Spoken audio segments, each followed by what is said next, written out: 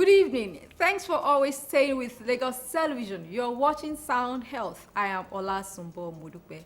Globally, antimicrobials are increasingly becoming ineffective as a result of inappropriate use. 7 out of 10 persons in a community access antibiotics from outside licensed health facilities or pharmacy. Today on the program, we are taking a look at dangers of antibiotics use. Stay with us. The conversation begins after this break.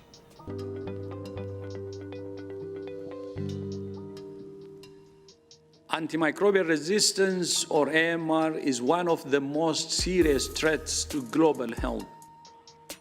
Each year, AMR is estimated to contribute to more than 5 million deaths globally.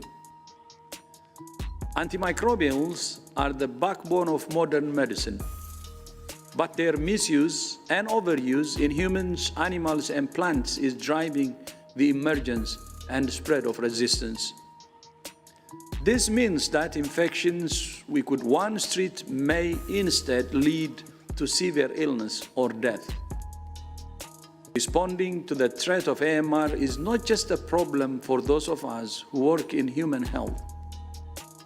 It requires cooperation across sectors with a One Health approach that addresses the intimate links between the health of humans, animals, and our environment.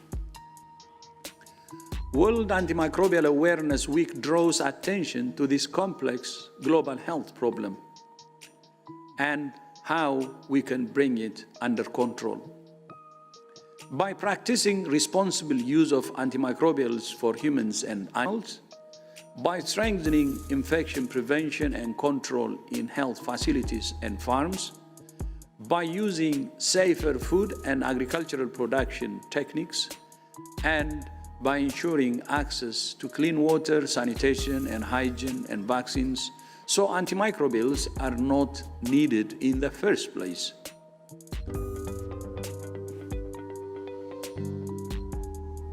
It is still Sound Health on Lagos Television. Joining us via Zoom this evening is Dr. Abiodun Egwuenu, Antimicrobial Resistant Program Manager, Nigerian Center for Disease Control and Prevention. Good evening, Dr. Egwuenu. Thanks for joining us. And thank you for having me. Good evening. All right, according to the latest publication by Lancet in 2022, about 4.95 million deaths have been attributed to misuse of antibiotics. How did we actually get to this stage? So we got to this stage when the first antibiotic was discovered by Alexander Fleming in the 1920s, and when we had access to the first penicillin. In 1940, I can't remember the particular year now, but in the 1940s, Alexander Fleming himself predicted that resistance is going to be an issue for antibiotics. He already postulated that as we continue to go ahead, microorganisms, just like human beings, they want to survive, and antibiotics are there to kill them. So if they do have contacts with antibiotics and they are not eradicated, they begin to develop mechanisms to actually evade the what we call they begin to evade these antibiotics and the ability they have to actually eradicate or kill them. So as they change form, they develop what we call resistance, and this is increasingly an issue in Africa because we do have a lot of infectious disease in this part of the world. All right, many people don't know what misuse of antibiotics is. They just know that, okay, fine, I can use antibiotics. I can go to the nearest health facility or pharmacy to get antibiotics over the counter, through over-the-counter prescription or purchase. What exactly is antibiotics misuse? So when you talk about antimicrobials are medicines that are used to treat infections such as sepsis, pneumonia, and other life-threatening conditions, both for humans and animals. When you talk about microorganisms, these are bacteria, viruses, fungi, parasites that can develop resistance to an antimicrobial agent, meaning that the drug that was treating this infection is no longer, the infection is no longer responsive to this medication. So the drugs are no longer effective. And misuse and overuse is when we take these drugs inappropriately. Before you take an antibiotic, you should actually have a test done. Before you take an antibiotic, a licensed health worker, either a veterinarian or a medical doctor or a dentist, should actually see you, send you for a laboratory test, and then give you those drugs. But we take them anyhow. What we found out in Nigeria is that 7 out of 10 persons in the communities access antibiotics outside the licensed premises. And the World Health Organization have already said that we should conserve some antibiotics because these antibiotics have a higher risk of bacterial resistant selection. They said they target at 60%. That means 60% of antibiotics should be those that can resist resistance. But what we found out is a lot of people are using those antibiotics that we should actually conserve, and this is an issue. In addition, the World Health Organization have prioritized 15 antibiotic resistant microorganisms that we should look out for. 4 of these organisms that has been prioritized outside in the global community, that's infections such as salmonella, what we call enterobacteriaceae. So these are bacteria that lives in the guts or in the stomach of people normally, but they are now resistant. So people are living with resistant organisms. We have found a lot of these organisms. 4 of them have been found in Nigeria. So this shows that antimicrobial resistance is here with us and now. Okay, you said 4 of these pathogens have been found in Nigeria now. How can you please be specific? Let viewers know what these pathogens are and how can we change this narrative, this trend? Okay, so when you talk about the 4 antimicrobial, there are some drugs that, as I said, that they should be conserved. These are carbapenems, these are cephalosporins, these are drugs that are used in the hospital. So the 4 organisms that I'm mentioning are carbapenem resistant enterobacteriaceae. That was what I was mentioning. Enterobacteriaceae are organisms that live in the guts or the digestive system normally, but they are not resistant to a drug called carbapenem. Then we also have Staphylococcus aureus. This is a normal flora, a normal bacteria that lives on the skin. And now we have those that are methicillin resistant. They are resistant to a drug called methicillin, and people are living with them. Then when you hear the word salmonella, that is what we associate with typhoid usually. There are salmonella now in Nigeria that are fluoroquinolone resistant, and fluoroquinolones are some of the drugs that are commonly used to treat typhoid. For example, if a person is ill, they say, okay, go and take ciprotab. Ciprotab is, or ciprofloxacin. Ciprofloxacin is a fluoroquinolone. But we are detecting that the salmonella in Nigeria are now becoming resistant to this first line of therapy. Then we also have penicillin non-susceptible streptococcus pneumoniae. Streptococcus pneumoniae is a common cause of chest infection in children. And we are finding that these drugs that I have mentioned, when you say penicillin resistant, penicillin is one of the first line treatment against streptococcus pneumoniae. And we are finding these resistant organisms in Nigeria. So these are the 4 priority organisms that have been designated that all over the world globally, we are supposed to track 15 of them, and 4 of these have now been detected in Nigeria. All right, let viewers know the dangers of abuse of these antibiotics you mentioned, because it is not enough to tell them that it is bad for you to misuse antibiotics. What are the exact dangers? The first thing is when antibiotics are misused, you do not treat what is causing the infection. A lot of people are taking antimicrobials, and not humans alone. People, even for their pets, they give antibiotics to promote the growth of these animals.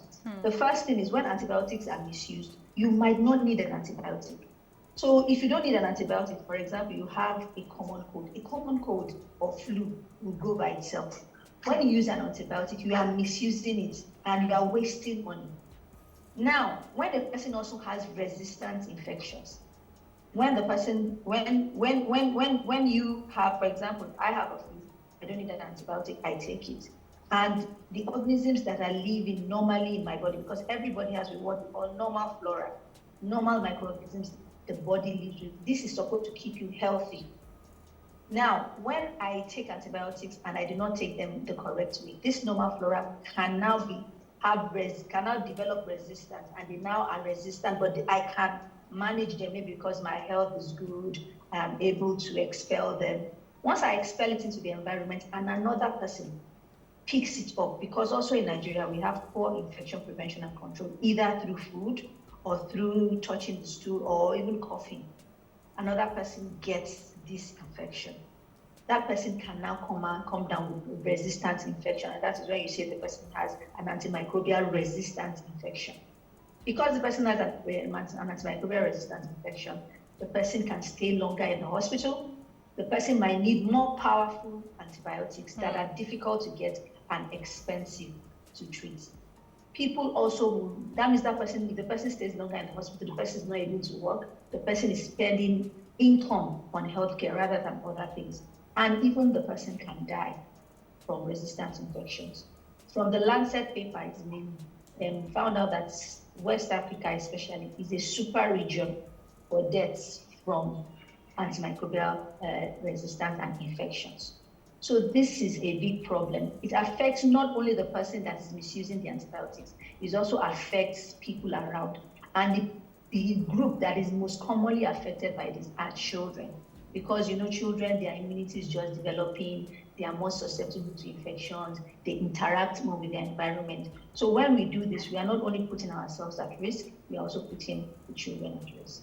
All right, Dr. Egwuenu now, please tell us what should be used in place of antibiotics. You just told us that if we develop cold, we shouldn't just go to the pharmacy or go for a prescription about antibiotics. What should be used in place of antibiotics? Are there other measures?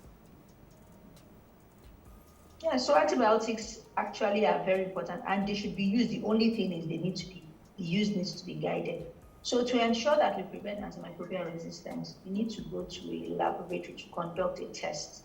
When you are ill, you go to the doctor. When a person is ill, and he or she should go to a health facility, a hospital. That is where the specialists are. The doctor will take a blood sample or a stool sample or a urine sample or the appropriate sample and test and say, this is the best antibiotic to use. So with that, you would now have guided the therapy. Number two, once you receive that antibiotic, you must complete the dose, even if you are feeling better. This is very important. People start antibiotics, the doctor has said use it for 5 days, and then after 3 days, they stop. Once you do that, you are increasing the chances that that organism will develop resistance because you have not taken that drug in the right dosage. And another important thing is when you are taking the antibiotics, do not share antibiotics. If your sister or someone else comes to you, I'm feeling fine, I'm not feeling fine, I'm having headache. So many things present with headache, so many things present with fever, and not all of them require antibiotics. You tell the person, go to a hospital. I also have these conversations with my family. They call me over the phone. I say, no, go to the hospital, do a lab test. They want me to consult for them. And I said, no, I can't see you. I've not collected any sample. I cannot even review your result. Go to the hospital, have a laboratory test. I also ensure the people around me are on health insurance so that they can access care, either I'm there or not. This is very important. And when you are using antibiotics, do not use leftover antibiotics, an antibiotic you've kept somewhere. Because antibiotics, when they are not kept properly, if you go to some pharmacies, you see that the air conditioner is on. They keep some in the fridge. They keep some in some conditions. It's because when you remove antibiotics from those storage conditions, they start to degrade. They are no longer as effective. So do not use leftover antibiotics. Just go back to the hospital and collect correct antibiotics. And also, to prevent the chances of infection, we should always perform hand hygiene. Hand washing is very important. Environmental sanitation. For those that are keeping animals or that have farms, we have what we call biosecurity measures. That means when you're entering into your farm, you do not wear the same clothes you are wearing outside into the farm. When you are leaving the farm, you also ensure that you change your clothes. When you are interacting in between animals, like if your animals are penned, before you go into the next stop, ensure that you wash your hands. And another practice that really causes antimicrobial resistance is when a farmer or someone tending animals gives an animal what we call food animals. Food animals are animals like chickens, goats, that is animals that we prepare and we eat. When they dose them with antibiotics, maybe that animal is not feeling fine. There's something that they must observe called withdrawal period. On that package, it is written that before you slaughter this animal, it depends on the antibiotic.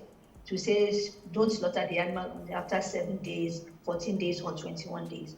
If our farmers also, if they do not observe this slaughter period, what happens is when that animal is slaughtered before the withdrawal period, that animal goes into the market.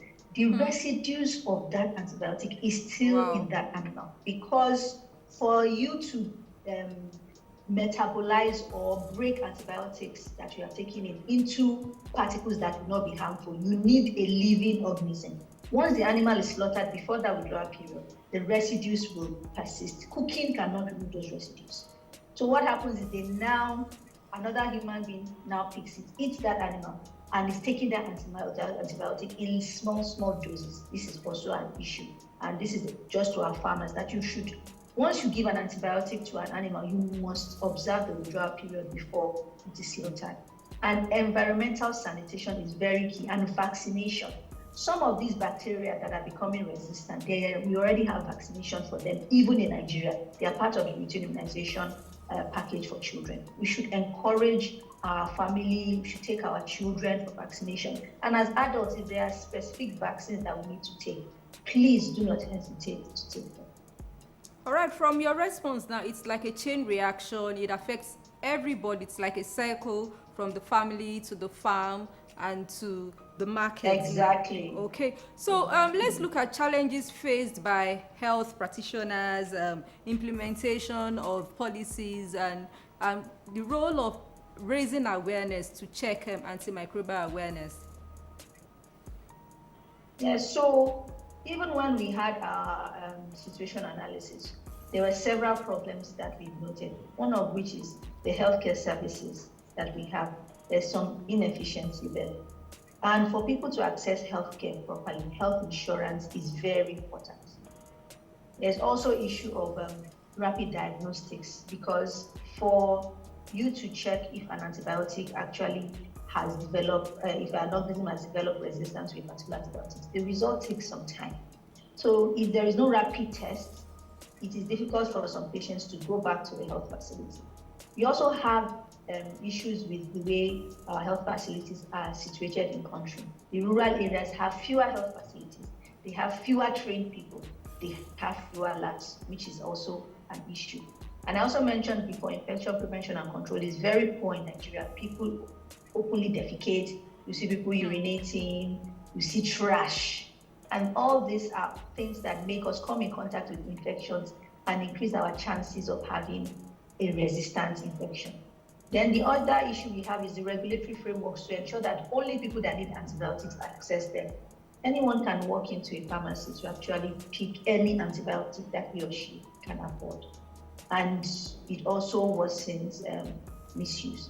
So what we have done in Nigeria is the NCDC is the coordinating body for antimicrobial resistance in Nigeria. In 2017, after the Honorable Minister signed the declaration that Nigeria will also develop a national action plan, we did that in 2017. This is a 5-yearly plan, and by December 2022, the first national action plan will end, and we'll have a new national action plan. And we also now have 5 pillars of response. Awareness, that is raising awareness. Surveillance, that means we are tracking these organisms. Where are they? Who is affected? And that is why I told you some of those numbers. Then what we call stewardship, making sure that there's rational use of antibiotics. If a person does not need antibiotics, the person should not be able to access that. If the person needs it, then the person should be able to get it, both geographically and financially, and that is where health insurance comes in, and access to healthcare. And then we also have infection prevention and control measures, ensuring that environmental sanitation is in place. I already mentioned some of the biosecurity measures in the farms. When you enter into a farm, make sure you don't wear the same clothing, make sure your farm is properly kept and all that. Don't give antibiotics for growth promotion. These are some of the things that are important for infection prevention and control. And in humans, hand hygiene, whenever there's a need. For example, COVID-19, we also had the social distancing and face masks, because these are also part of infection prevention control measures, depending on the kind of organisms and how on the organism and how it is transmitted. And then the last one is research and making a case to invest, where we work with other stakeholders to improve access to diagnostics. So far we have what we call the National Surveillance System, network of laboratories, both human, animal, and environment, where we collect data on antimicrobial resistance. We have also started working with hospitals to set up what we call rational antibiotic use committees or antimicrobial stewardship committees, where we train their focal persons in the hospital that help doctors all around their own specific hospitals to prescribe antibiotics in a way that it is not over-prescribed, but also ensuring that people that need it get it. We are also working with community actors to ensure that people in the community are aware of the importance of rational antibiotic use, and they are becoming vanguards of people that treasure antibiotics.